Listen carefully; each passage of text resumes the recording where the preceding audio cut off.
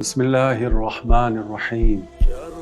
روایت کے جملے ہیں کہ بہشت میں بہت سارے بہشتی امام حسین علیہ السلام کے ساتھ بیٹھے ہوں گے، جبکہ اسی وقت فرشتے اور نعمتیں سب مل کر کے پروردگار عالم کی بارگاہ میں گلہ کریں گے کہ یہ بہشتی ہماری طرف توجہ ہی نہیں کرتے۔ آواز آئے گی کہ ان بہشتیوں کو چھوڑ دو، یہ جنت اللقاء کے مقام پر ہیں، یہ عاشق امام حسین علیہ السلام ہیں۔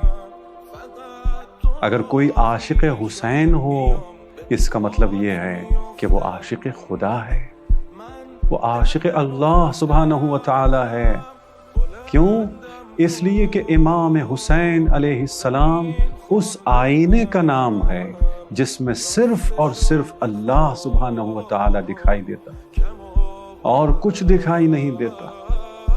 نہ دنیا کی نعمتیں دکھائی دیتی ہیں، نہ عالم برزخ میں موجود بہشت کی نعمتیں دکھائی دیتی ہیں، اور نہ ہی عالم قیامت کی بہشت کی نعمتیں دکھائی دیتی ہیں، بلکہ صرف اللہ سبحانہ و تعالی کی صفات اور ذات دکھائی دیتی۔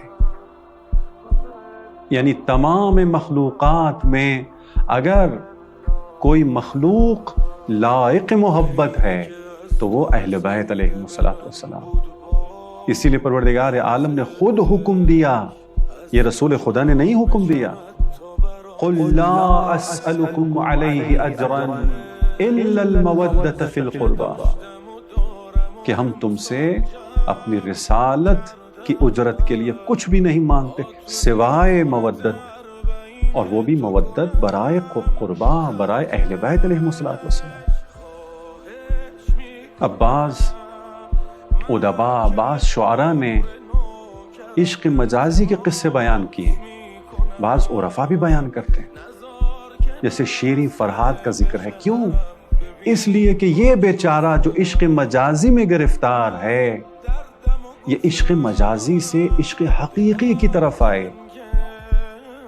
رجب علی خیاط نے فرہاد کو خواب میں دیکھا، وہ جو عاشق شیریں تھا، لیکن بڑا پچھتایا ہوا، بڑا پشیمان۔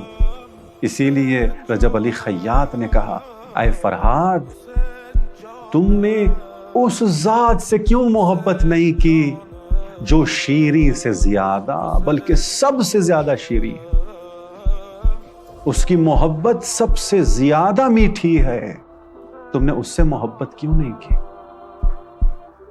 تو یہ قصے بھی اسی لیے ہیں کہ ہم دنیا کی محبت سے، دوسری مخلوقات کی محبت سے آگے بڑھیں، ان کو ترک کریں، در اہل بیت پر پہنچیں، اور امام حسین علیہ السلام سے محبت کر کے اللہ کی محبت تک پہنچنے کی کوشش کریں۔